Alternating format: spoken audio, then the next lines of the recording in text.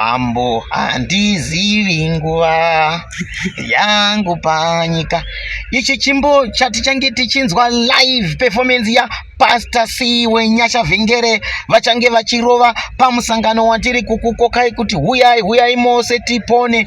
Musangano we 3 days conference uchange uripo pachikoro cheMhizha Primary School munzvimbo ye Machipisa ku Highfields, we unenge uchikosherwa nezvapopo zvaJesu Apostolic Church iyo inotungamirirwa na Archbishop Dr. JJ Chirwa. Tiri kukukokai mose vana baba, vana amai, vakomana nevasikana, huyai tirumbidze musiki. Pachange pachibatsirwa vanhu matambudziko ose, chiprofita chichange chiripo, zvose zvichange zviripo, healing, deliverance, counseling zvichange zvichiwanikwa ipapo, zvichipiwa pachena sekutaura kunoita shoko mubhuku ra Matthew 10:8 inoti, poresai vanorwara, natsai vane maperembudzi, mutsai vakafa, budisai mweya yakaipa, makapiwa pachena, ipai pachena. Naizvozvo tiri kukukokai mese kuti huyai tirumbidze musiki. Matambudziko ese anopera, hapana chisingaperi. Tinokukokai Friday inoi